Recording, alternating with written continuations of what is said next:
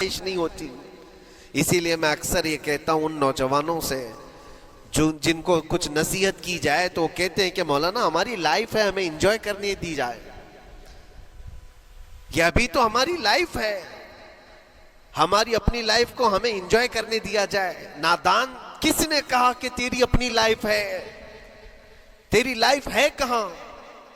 زندگی یہ نہیں کسی کی کسی کے لیے, زندگی ہے نبی کی نبی کے لیے.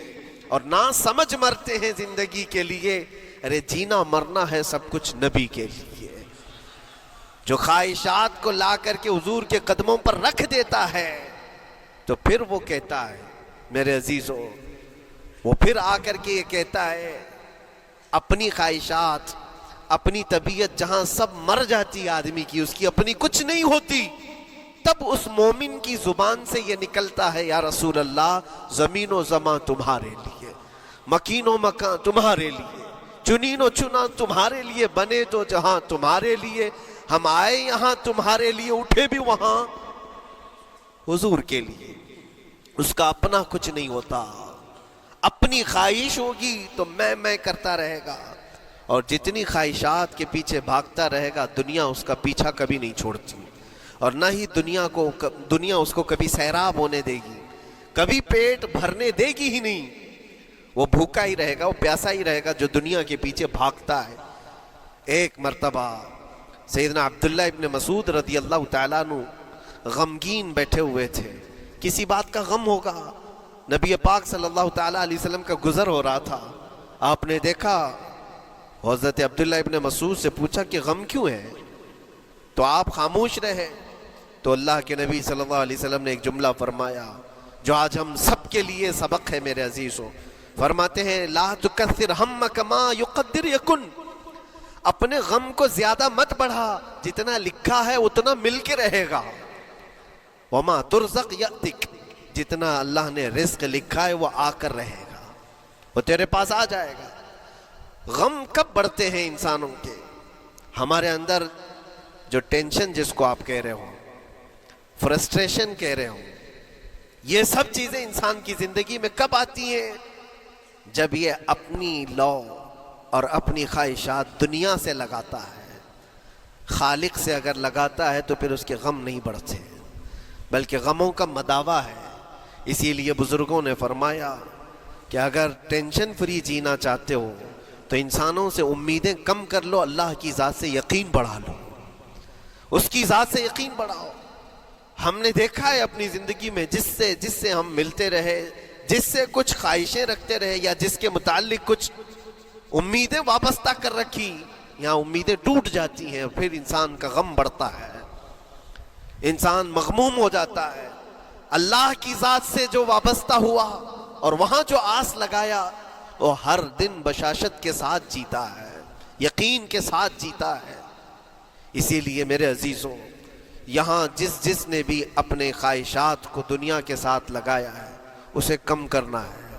لا تکثر ہمک ما یقدر یکن, اللہ کے نبی فرماتے ہیں اپنے غموں کو زیادہ مت کر, جتنا لکھا ہے اتنا تجھے مل کر رہے گا. اس دار فانی میں, اس عمل کی دنیا میں ہم نے اپنے بہت ساری چیزیں پھیلا رکھی ہیں. ایک چیز میں آپ کو بتاؤں کہ کبھی کبھار میں دیکھتا ہوں موبائل کو, اب سب کے ہاتھوں میں موبائل ہے, اور کبھی کبھار یہ اسٹک بھی ہوتا ہے. اچھی کمپنیوں کے موبائل بھی اسٹک ہو جاتے ہیں, یا تو کبھی بہت زیادہ بیٹری گرم ہو جاتی ہے اور موبائل بھی گرم ہونے لگتا ہے. پھر اس کا حل کیا ہے؟ ایکسپرٹ سے پوچھتے ہیں موبائل کبھی ہینگ ہو رہا ہے یا کبھی بہت بیٹری گرم ہو رہی ہے, اس کے ریزن کیا ہے؟ تو وہ ایکسپرٹ یہی بتاتے ہیں کہ اس کے اوپر اوور لوڈ ہو سکتا ہے, بہت زیادہ اس میں ڈیٹا جمع ہو چکا ہے اور پھر بیک گراؤنڈ میں ایکٹیو ہے بہت زیادہ, جس کی وجہ سے بیٹری ہارمفل ہے, بہت زیادہ گرم ہو جاتی ہے. یا تو پھر ایک ساتھ کئی چیزیں اس کے اندر ڈال دی جاتی ہیں تو اس کا پروسیس کم ہو جاتا ہے, اسٹک ہو جاتی ہے. یہ تو موبائل ہے جو تمہیں سکھا رہا ہے. یہی چیز ہے دنیا کے ہمارے اس لائف میں, ہماری زندگی میں بہت زیادہ چیزیں اگر دماغ میں آ جاتی ہیں تو پھر دماغ گرم بھی ہو جاتا ہے اور اسٹک بھی ہوتا ہے, ہر چیز سوچنے سے بھی عاری ہو جاتا ہے, صحیح طریقے کے فیصلے نہیں لے پاتا. اچھا نقصان کیا ہے اس کا؟ سیم ہم نے موبائل ایکسپرٹ سے بھی پوچھا, جب موبائل بہت زیادہ گرم ہونے لگے یا اسٹک ہونے لگے تو اس کو کیا کرنا چاہیے؟ تو ایکسپرٹس بتاتے ہیں کہ اس کے ریڈیشن بہت زیادہ ہوتے ہیں اس وقت, اور یہ نقصان پہنچا سکتا ہے. جو استعمال کر رہا ہے اس کے دماغ پر بھی اثر کرے گا, آس پاس کے لوگوں پر بھی اثر کرے گا. ایک موبائل کے اوپر اگر زیادہ لوڈ آ جائے تو اس کے ریڈیشن آس پاس سب کو خراب کرتے ہیں. یہی حال انسان کی زندگی کا ہے. تمہارے دماغ کے اوپر اگر غم زیادہ بیٹھ گئے اور بہت زیادہ دماغ حاوی ہو گیا تو خود کا تو نقصان کرو گی ہی, آس پاس جتنے ہیں سب کا نقصان کرو گے. تمہاری وجہ سے تمہارے ماں باپ بھی پریشان, تمہاری اولاد, تمہارے بیوی بچے سب اس پہ ان سب چیزوں میں ملوث ہو جاتے ہیں. اب اس کا علاج کیا ہے؟ کہا گیا موبائل کو آف کر دو, ڈیٹا کم کر دو, اس کے اندر سے کچھ چیزیں ڈیلیٹ کر دو, پھر یہ اپنے نارمل حالت میں آ جائے گا. سیم آپ کے لیے بھی ہے, دماغ میں دنیا کے بہت سارے فطور بھرے ہو تو تھوڑی چیزیں ڈیلیٹ کر دو, تھوڑے دنوں کے لیے اپنی اس ایکٹیو لائف کو روک دو اور آ جاؤ اللہ کی بارگاہ میں اور آنکھ بند کر کے اس کی طرف لو لگاؤ. اس لیے کہ ہماری بیٹری جو چارج ہوگی وہ خالق کائنات سے ہی ہوگی, بنانے والا ہی بہتر جانتا ہے اس کی زندگی کس چیز سے چلتی ہے.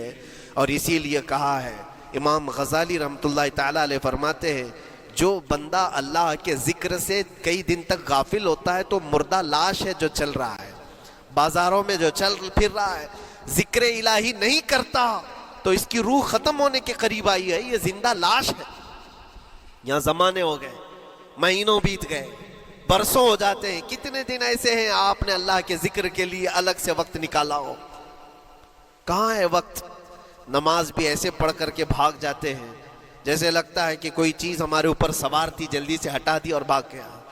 نہیں میرے عزیزوں, ہماری روح جب بیمار ہوتی ہے, ہماری روح کو جب بھوک لگتی ہے تو اللہ کے ذکر سے اس کا علاج